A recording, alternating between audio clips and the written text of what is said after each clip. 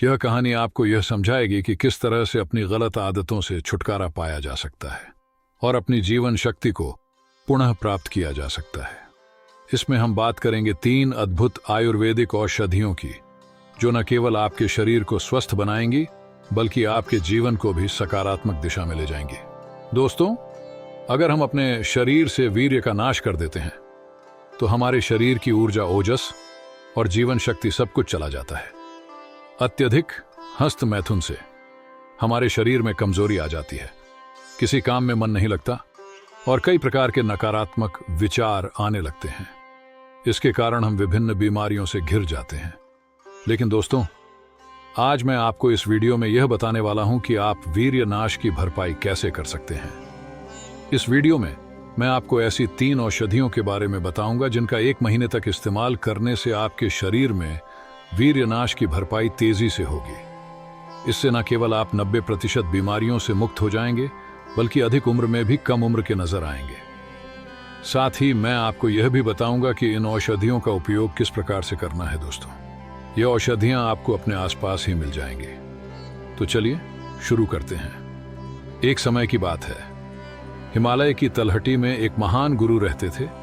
वे गुरु आयुर्वेद के बहुत बड़े ज्ञाता थे। उनके पास दूर दूर से लोग अपनी समस्याओं का समाधान पाने के लिए आया करते थे। वह गुरु सभी की समस्याओं को ध्यानपूर्वक सुनते और उनका उचित समाधान देते थे। उन गुरु के पास हर बीमारी और समस्या का समाधान था। एक दिन उनके पास एक युवक आया जिसकी उम्र लगभग 18 वर्ष थी, लेकिन अभी से ही उसके चेहरे पर झुर्रियां थीं, आंखें ढास हुई थीं, माथे पर चिंता की लकीरें थीं और उसका शरीर बहुत कमजोर जोर लग रहा था। ऐसा प्रतीत हो रहा था मानो वह कई सालों से बीमार हो। जब वह युवक गुरु के पास पहुंचा तो गुरु ने उससे पूछा, पुत्र, क्या हुआ? तुम इतने चिंतित क्यों हो? तब उस युवक ने कहा, महाराज, मैं बहुत परेशान हूं, मुझे समझ ही नहीं आ रहा कि क्या करूं।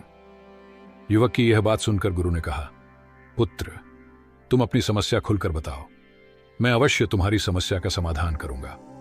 फिर वह युवक गुरु के पास बैठ गया और कहने लगा, गुरुदेव, मेरी एक बहुत बुरी आदत है। मैं हर दिन हस्त मैथुन करता हूं और इसी आदत के कारण मेरी यह दशा हो गई है।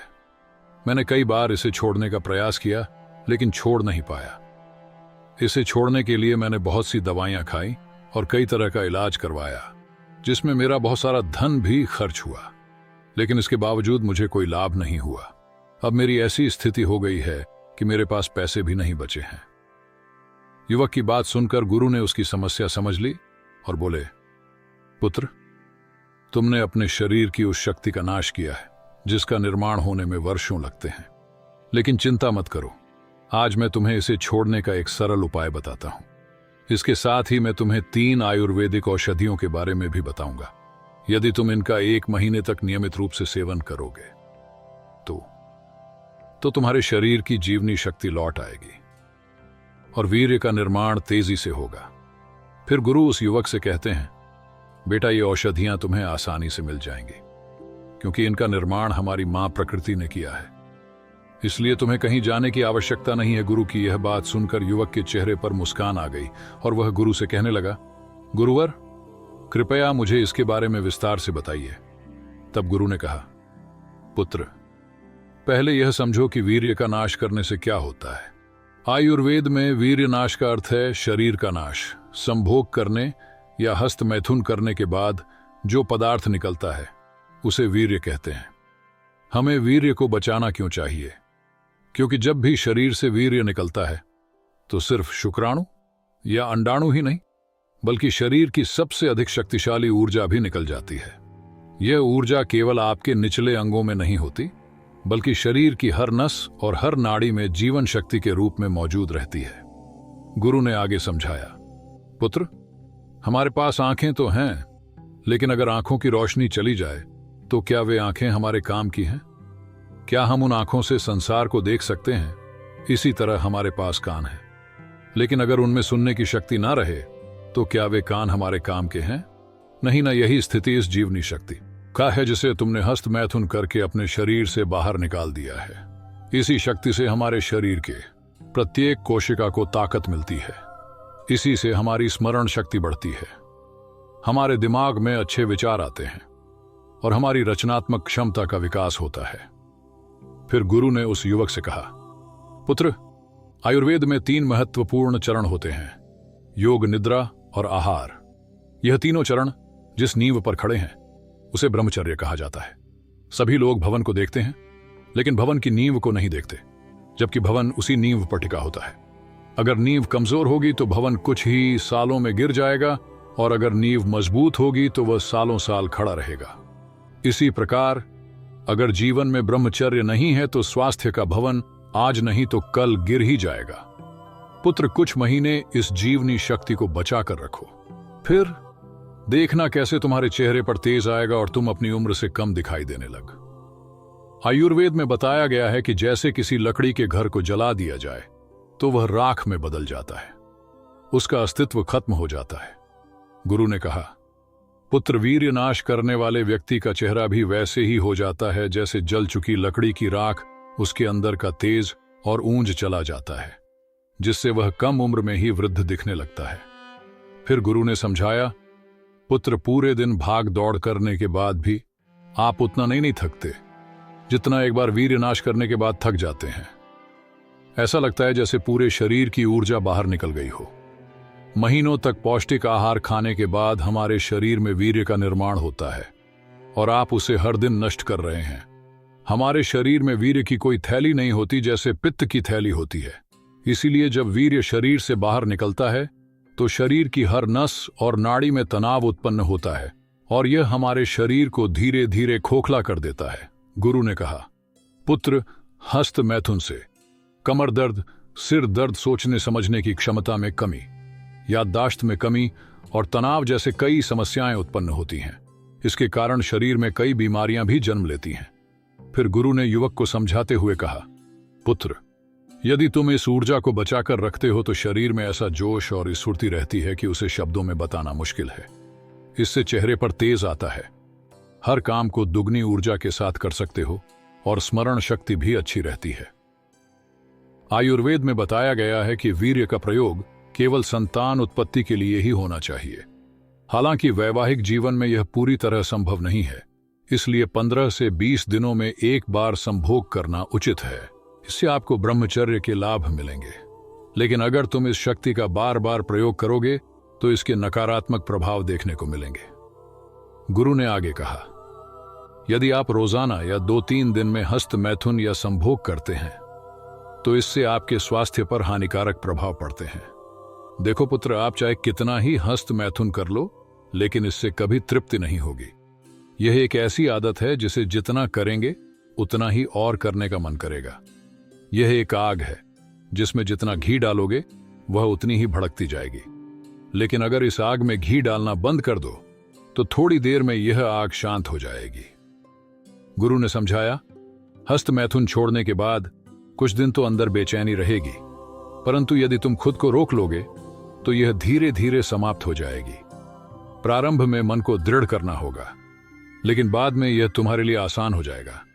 इसीलिए जब भी तुम्हारे मन में हस्त मैथुन करने का विचार आए तो कोई अन्य कार्य में ध्यान लगाओ ताकि मन विचलित हो जाए और इस आदत से दूर रह सको। गुरु ने कहा, देखो पुत्र, जब बच्चा छोटा होता है तो वह अपनी मर्जी से कुछ नहीं करता।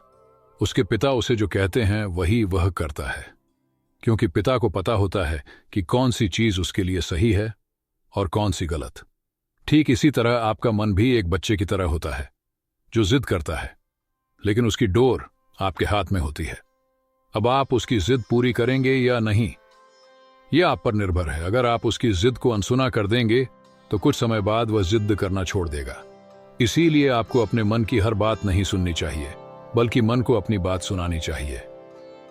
फिर गुरु ने युवक से कहा, पुत्र, हमेशा खुद को व्यस्त रखो, क्योंकि जो लोग व्यस्त रहते हैं उन्हें इन चीजों के लिए समय नहीं मिलता और वे ऐसी आदतों से दूर रहते हैं। इसके अलावा जो चीजें आपको विचलित करती हैं उनसे दूरी बनाकर रखो। जिस तरह की चीजें आप देखते और सुनते हैं उसी तरह के विचार आपके मन में आते हैं। अगर आप साफ पानी में तैरे तो स्वच्छ रहकर निकलेंगे, लेकिन कीचड़ भरे पानी में तैर तो गंदगी लेकर ही लौटेंगे। फिर स्वच्छता की उम्मीद नहीं की जा सकती। इसके बाद गुरु ने युवक से कहा, पुत्र, अब मैं तुम्हें वीर्यनाश की भरपाई कैसे करनी है इसके बारे में बताता हूं। देखो पुत्र, अगर घड़े को भरना हो और उसके नीचे छेद हो तो चाहे आप कितना भी पानी डाल लो, वह नहीं भरेगा, क्योंकि वह पानी उस छेद से बाहर निकल जाएगा। इसी तरह वीर्यनाश की भरपाई के लिए सबसे पहले इस छेद को बंद करना होगा, यानी वीर्यनाश को रोकना होगा। गुरु ने कहा, पुत्र, इसके बाद आपको फल और औषधियों का सेवन करना है। खाने में जितना हो सके उतना पौष्टिक भोजन करो, क्योंकि जितना पौष्टिक आहार लेंगे उतना ही जल्दी और गाढ़ा वीर्य बनेगा। सभी प्राकृतिक मीठी चीजें वीर्य बढ़ाने में सबसे ज्यादा असरदार होती हैं, जैसे पका हुआ केला, खजूर, आम और चीकू। इसके अलावा दूध से बने पदार्थों जैसे दूध, दही, पनीर, मक्खन और खोया का सेवन भी जल्दी वीर्य बढ़ाने में सहायक होता है। गाजर का हलवा, खीर, खोए की बर्फी और काली उड़द की दाल भी बेहद फायदेमंद है। सब्जियों में भिंडी, अरबी, कटहल और शकरकंदी का सेवन भी वीर्य को जल्दी बढ़ाता है। फिर गुरु ने कहा, बेटा, आयुर्वेद में वीर्यवर्धक औषधियों का भंडार है, लेकिन इनमें से 3 औषधियां अत्यंत महत्वपूर्ण हैं, जिन्हें महिला और पुरुष दोनों ले सकते हैं। इन तीनों औषधियों में पहली औषधि बहुत पावरफुल है, दूसरी उससे भी ज्यादा पावरफुल है और तीसरी सबसे अधिक पावरफुल है। इसके बाद गुरु ने युवक से कहा, पुत्र, अब मैं तुम्हें इन तीनों औषधियों के बारे में विस्तार से बताता हूं। सबसे पहली औषधि है अश्वगंधा और शतावरी। यह वीर्य की भरपाई में अत्यंत सहायक होती है।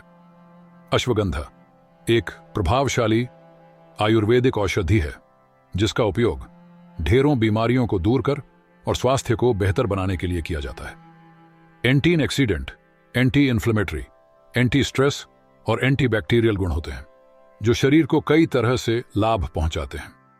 अश्वगंधा शरीर की रोग प्रतिरोधक क्षमता को बढ़ाता है, दिमाग की कार्यक्षमता में सुधार करता है, तनाव से राहत देता है, अच्छी नींद लाता है, डिप्रेशन दूर करता है और कई अन्य बीमारियों का नाश करता है।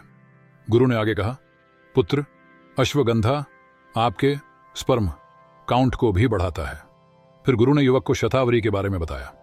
पुत्र, शतावरी एक औषधीय जड़ी बूटी है जो महिलाओं के लिए विशेष रूप से लाभकारी है। इसके सेवन से वजन घटाना, माइग्रेन का समाधान, डायबिटीज कंट्रोल और यौन क्षमता में वृद्धि जैसे लाभ होते हैं। फिर गुरु ने कहा, पुत्र, आपको अश्वगंधा और शतावरी का प्रयोग इस प्रकार करना है।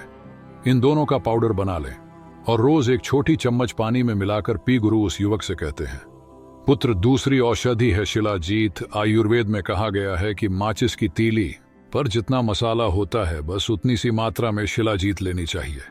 शिलाजीत एक आयुर्वेदिक औषधि है जिसका सदियों से इस्तेमाल शरीर में ताकत बढ़ाने, प्रतिरक्षा प्रणाली को मजबूत करने और यौन स्वास्थ्य बेहतर बनाने के लिए किया जाता रहा है। यह एक चिपचिपा काले रंग का टार जैसा पद है जो ऊंची पर्वत श्रृंखलाओं की चट्टानों में पाया जाता है। शिलाजीत टेस्टोस्टेरोन को बढ़ाता है, दिमाग की क्षमता को बढ़ाता है और स्पर्म काउंट में वृद्धि करता है।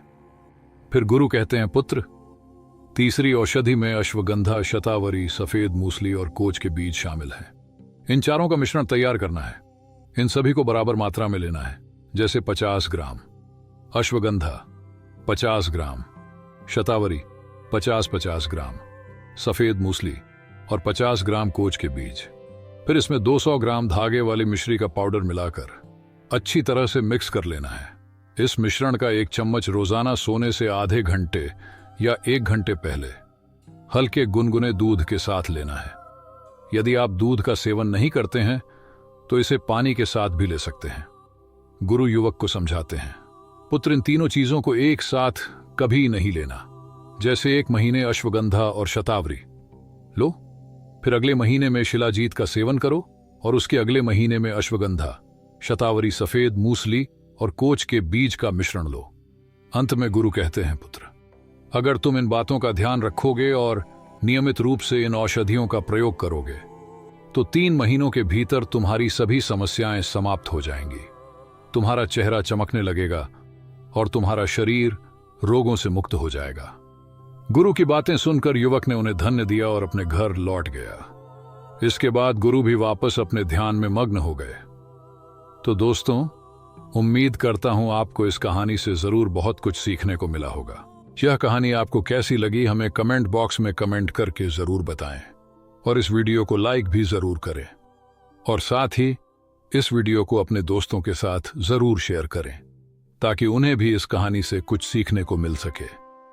ऐसी ही प्रेरणादायक और बुद्धा स्टोरी सुनने के लिए हमारे को सब्सक्राइब करके बेल आइकन को जरूर दबा दें ताकि आने वाली अगली वीडियो की नोटिफिकेशन आपको मिल सके।